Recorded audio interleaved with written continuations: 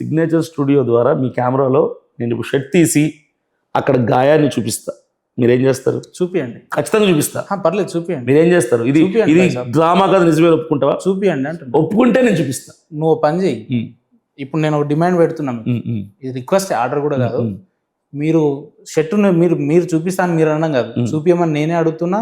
చూపించాల్సిందే, వీలైతే మీ థైస్ కూడా, మీ పాయింట్ కూడా ఇప్పండి, ఏం కాదు. ఖచ్చితంగా మా వ్యూవర్స్కి ఏం ప్రాబ్లం లేదు, ఖచ్చితంగా చూపిస్తాను. ఒకటి నేను చూపిస్తా, గాయాలు చూసిన తర్వాత మీ ఛానల్ ద్వారా ఇది దాడి జరిగిందే తప్ప డ్రామా కాదని చెప్పగలం. ఇప్పుడు గాయాలు ఉన్నంత మాత్రాన దాడి, అది నిజమైన దాడి. ఇప్పుడు మరి నమ్మటానికి, ఒప్పుకోవటానికి నిజాన్ని చెప్తున్నా. ఒకసారి చూపిస్తాను. ఇప్పుడు బాబు ఎవరే ఇప్పుడు ఒకటి పాయింట్ కూడా ఇప్పండి, చూపిస్తాను. ఒకటి, నో ఇష్యూ. నిజాన్ని అంగీకరిస్తానంటే ఒంటి మీద ఎక్కడెక్కడ గాయాలు అన్ని చూపిస్తా, కౌంట్ చేసి. చూపించిన నేను యాక్సెప్ట్ చేయను అన్న వ్యక్తికి చూపించడం అనవసరం. అంటే మీరు ఒకసారి చూపియండి, అది నిజాలా కాదా నేను చెప్తా అంటూ. నిజమైతే యాక్సెప్ట్ చేయగలిగితే గాయాలు చూపిస్తా. సరే, నేను నిజమే. ఇప్పుడు నీకు డౌట్, నేను నిజమనే నమ్ముతా. ఒకటి, అరే నేను నమ్ముతా. నువ్వు నమ్మటం కాదు, నీ ఛానల్ ద్వారా. సరే నమ్మండి బాబు, ఇదేదో నిజమేనంట, కొంచెం నమ్మండి. ఇంకేం, నేను అప్పీల్ నేను చెప్తాను, సీరియస్ గా చెప్తాను. అరే నేను గాయాలు చూపిస్తాను. ఈ గాయాలు అయిన చూసిన తర్వాత డ్రామా కాదు, ఇది నిజంగా జరిగింది అని నువ్వు యాక్సెప్ట్ చేసి ఆ నిజాన్ని జనానికి చెప్తానంటే నేను హ్యాపీగా నాకైన గాయాలు ఇప్పుడు సిద్ధమే. లైవ్ లో వారి మీద జరిగిన దాడిని చూపిస్తారంట, అందరు చూడండి. ఆయన బ్లేజర్ ఇప్పుతున్నాడు, వీలైతే పాయింట్ కూడా ఇప్పుతాడు. ఒక్కసారి ఆ థైస్, ఆ షోల్డరు ఎక్కడెక్కడ తగిలేదు మనం లైవ్ లో చూద్దాం. సో ప్రేక్షకులు ఒకవేళ అది నిజమైతే అది నిజమని నమ్మాల్సినంత అవసరం మన మీద ఉంటుంది, ఎందుకంటే ఆయన నమ్మమంటుంది కాబట్టి. ఇప్పండి. చాలా మంది ఉన్న డౌట్ అదే ఏంటంటే, కట్టు ఉంది ముందు, తర్వాత కట్టు లేదంటే, ముందు బ్లీడింగ్ ఎక్కువ ఉంది కాబట్టి కట్టు కట్టారు, తర్వాత బ్లీడింగ్ ఆగిపోయింది కాబట్టి కనిపిస్తుందా? కొంచెం లేపండి. కనిపిస్తుందా? లేస్తలేదు మీది, మీది లేస్తలేదు. ఓకే, ఏందది? గాయం కదా ఇది. చెప్పాను కదా, అంటే టాటూ వేయించుకుందామని ప్రయత్నం చేశారు. టాబ్లెట్ వేసుకునేవాడికి ఇక్కడ థైస్ దగ్గర హెవీ బ్లీడింగ్ అయింది కదా మీది, అంటే దాదాపు ఒక 50-60 కుట్లు పడ్డా? 2 కుట్లు. అందుకే చెప్తున్నా, నేను బ్లడ్ థిన్నర్ టాబ్లెట్స్ వాడతా, ఆస్పిరిన్ 75 నుంచి. ఆ టాబ్లెట్ వాడే ఎవరి బాడీ తత్వం ఎట్లుంటుందంటే, దోమ కుట్టినా సరే దాదాపుగా ఒక 1/2 గ్లాస్ బ్లడ్ వస్తుంది. ఇది దాన్ని పట్టి పెట్టరు. సరే, ఇక మీ హెల్త్ విషయం, మీ రామాయణం మాకెందుకు చెప్తున్నా. విషయం ఏంటంటే రక్తం ఎక్కువ వస్తుంది, అందుకు చెప్తున్నా. కాబట్టి ఇక్కడ అంతా కోడి రక్తం అంట కదా, అది మొత్తం ఏదో 10-20 లీటర్లు తీసుకొచ్చిరా. కోడి రక్తమో కుక్క రక్తమో ఇది అక్కడ జనంకి తెలీదా? పోనీ వాళ్ళే కదా నన్ను హాస్పిటల్ తీసుకెళ్ళింది. జరిల్లా గ్రామంలో ఉన్న హాస్పిటల్ తీసుకెళ్లారు.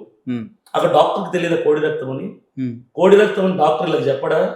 వాళ్ళ కెమెరా ముందు చెప్పరా? వాళ్ళకి యూట్యూబ్ ఛానల్ లేవా, ఇన్స్టాగ్రామ్ లేవా? మీకు కూడా చెప్తా వినండి. ఎలా అంత ఏమంటారు అంటే, ఇక్కడ రెండు ఉంటాయి. ఏంటండి? దాడి జరిగింది అంటారు.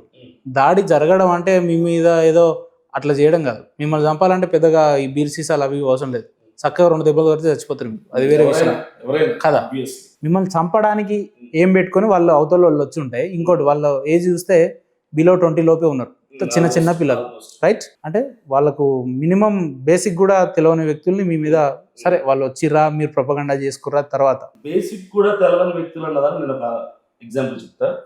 నేను జైలుకి వెళ్ళాను కదా, అక్కడ అందరూ కూడా 19 నుంచి 23 ఏజ్ లోపల వాళ్ళే ఉంటారు. 21 ఏజ్ అబ్బాయి ఒకతను ఉన్నాడు, ఆ అబ్బాయి పేరు Mahesh. Central jail, Vizag central jail 2 సంవత్సరాలు, నర్సీపట్నం సబ్ జైల్లో 1 సంవత్సరం, మొత్తం 3 సంవత్సరాలు జైలు శిక్ష అనుభవించి మొన్ననే బయటకు వచ్చాను. నేను వచ్చిన నెక్స్ట్ డే బయటకు వచ్చాను. వయసు చిన్నదని చెప్పి తప్పులు చేయలేరా, లేదంటే దాడి చేయరు అని అనుకోవడం. మీ మీద దాడి చేయడానికి చిన్న వయసు వాళ్ళు అవసరం లేదండి. మిమ్మల్ని చేయాలంటే పెద్ద ఎత్తున కూడా చేయొచ్చు, కానీ పైన ఇప్పుడు అది చూస్తే ఎట్లుందండి? దాని దాడి అంటారా? ఏదో కోడి గెలికినట్టు ఉంది. దాడి ఇన్ ద సెన్స్ అంటే ఏంది? కత్తుల పోట్లు ఉండాలి, లేదా పెద్ద ఎత్తున అయితే దాని దాడి అంటే. అదేదో అల్లు అర్జున్ టాటూ వేయించుకొని నాకు దెబ్బలు తగిలినంటే ఇది ఎక్కడదండి? ఇప్పుడు దాడి చేసినప్పుడు మనం డిఫెన్స్ ఖచ్చితంగా చేస్తాం. డిఫెన్స్ చేయకుండా మనం సబ్మిట్ చేసుకుందాం. డిఫెన్స్ చేయడానికి ఇది డిఫెన్స్ చేయడానికి ప్రయత్నం చేసిన బ్రదర్, మీరు డిఫెన్స్ చిన్న గాయాలు అవుతాయి. ఇది మీరు డిఫెన్స్ చేయడానికి మీరేం రాసింది బాహుబలి స్క్రిప్ట్ కాదు, ఇది అభినయ దర్శన్ స్క్రిప్ట్. ఏంటంటే వాళ్ళు వస్తున్నట్టు చేయాలి మనం. అరే అరే బాధితులు చెప్తా డైరెక్ట్ చెప్పారు కదా అభినయ్ దర్శన్ మాకు. అరే ఆ వీడియోలు చెప్పినంత వాడంతా అవలగాడ మరి వాడేవాడు. ఇప్పుడు ఎఫ్ఐఆర్ ఉందా మీ దగ్గర? ఎఫ్ఐఆర్ ఉందా? ఎఫ్ఐఆర్ ఉన్నాయి కదా. ఎంతమంది మీద అయింది? మొత్తం 8 మంది. ఎంతమంది రిమైండ్ అయ్యారు? మీరు ఒక్కరే కదా? 8 మంది కదా. మీతోనున్న వ్యక్తులు ఎవరు? ఎంతమంది ఉన్నారు? మిగతా 4 ఎవరు? వాళ్ళు ఎవరు? వాళ్ళు ఎవరండి? డిపార్ట్మెంట్ వాళ్ళని అడిగారు, నన్ను అడిగితే ఎలా వస్తుంది? డిపార్ట్మెంట్ చెప్తుంది కదా, ప్రభుత్వం చెప్తుంది. అభినయ్ దర్శన్ అనే వ్యక్తి స్క్రిప్ట్ రాయించుకున్నాడు, వాళ్ళతో దాడి చేయించుకుంటూ పేడ్ చేయించుకున్నాను. అరే నమ్మడం ఏందండి వాళ్ళు చెప్తా. ఇప్పుడు మరలా కోర్టుకి ఎందుకు వెళ్ళింది కేసు?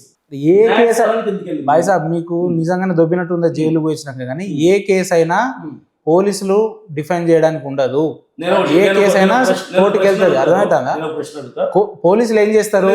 వాట్ ఈస్ హ్యాపెనింగ్ అనేది ఇన్వెస్టిగేషన్ చేస్తారు. ఏం జరిగింది అనేది అదంతా ప్రొడ్యూస్ కోర్టులో హాజరుపరుస్తారు. రైట్? తర్వాత నిజం ఏందనేది న్యాయస్థానాలు డిసైడ్ చేస్తారు కదా. అంటే నిజమేందని తెలియదు కానీ ఏం జరిగిందనేది తెలిసింది కదా. ఏం జరిగిందనేది తెలిసింది కదా. ఇప్పుడు ఒక్క నిమిషం మీరు చెప్తా వినండి భాయ్ సాబ్. మీరు సిగ్నేచర్స్ ఒక్క నిమిషం నిరూపించాలి నిజం అనేది. నిజం నిరూపించబడినప్పుడు మీరు ఎలా నిజాన్ని డిక్లేర్ చేస్తారు? మీరు జడ్జా? ఏమని? మెజిస్ట్రేటా? లేదంటే ఇది న్యాయస్థానమా? కాదు కదా. మరి మీరు జైలుకి ఎందుకు పోయారు? మీకు ఆస్కార్ అవార్డు వచ్చింది. ఇప్పుడు జైలుకి ఎందుకు పోయారు? అవార్డా? నేషనల్ అవార్డు వచ్చినది. నిజాయితీగా అన్యాయం జరిగితే దాడి జరిగింది లేదా నేనే చేసుకున్నా అనుకుందాం ఒక నిమిషం. నేనే చేసుకుంటే నా మీద ఏ సెక్షన్ పెట్టాలి?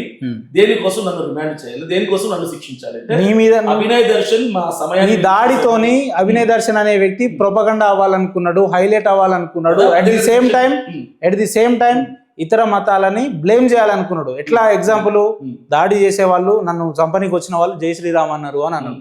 కొంచెం సిగ్గుండాలి కదా మాట్లాడడానికి. ఇప్పుడు నేను చెప్తాను, మనుషులేనా అసలు? ఎవడు నీకు జై శ్రీరామ్ అన్న అవలగాడు? చెప్తా నేను నాది క్లియర్ అవ్వకుండా